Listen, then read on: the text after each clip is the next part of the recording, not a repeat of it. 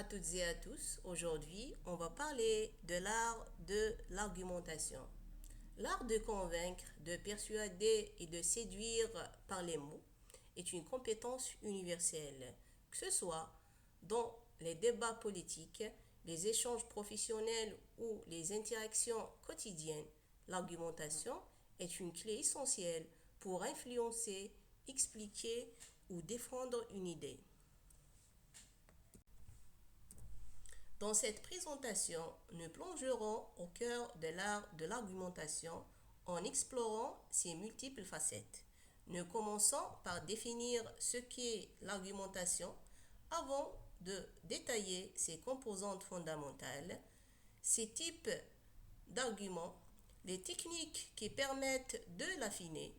Ensuite, nous nous pencherons sur les erreurs courantes à éviter pour examiner son impact.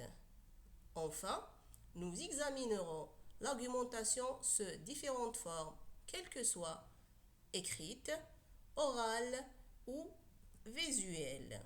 Alors, préparez-vous à découvrir les secrets d'une communication claire, ponctuelle et persuasive.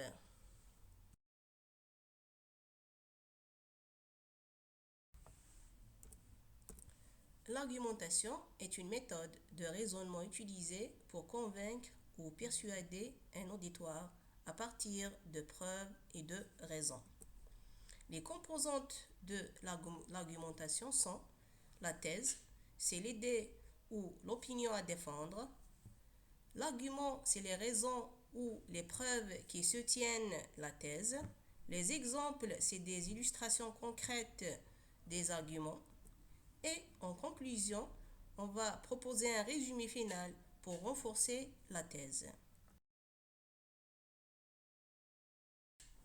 Les types d'arguments. On a l'argument logique basé sur des faits, des chiffres et des statistiques. L'argument d'autorité qui fait appel à l'expertise d'une source reconnue. L'argument affectif fait appel aux émotions. Argument analogique qui fait appel à la comparaison avec des situations similaires. L'argument, par exemple, illustration concrète pour étayer une idée. Technique de l'argumentation. On a comme première technique la déduction, à partir d'une règle générale pour aboutir à une conclusion particulière. L'induction, c'est partir d'observations particulières pour en tirer une conclusion générale. L'analyse causale, c'est mettre en avant les causes et effets. Et finalement, la réfutation, anticiper et répondre aux contre-arguments. Erreurs à éviter dans l'argumentation. Les sophismes, raisonnement fallacieux, généralisation hâtive, faux dilemme. L'attaque personnelle, critiquer la personne au lieu de l'argument. L'appel à la majorité, dire que quelque chose est vrai parce que tout le monde le pense. Et le recours à l'émotion excessive, manipuler les émotions sans argument rationnel solide. Quant au type d'argumentation, on trouve l'argumentation écrite, l'argumentation orale et l'argumentation par image. Ces types d'argumentation seront abordés dans les prochaines présentations. En termes de conclusion, l'art de l'argumentation est bien plus qu'une simple compétence.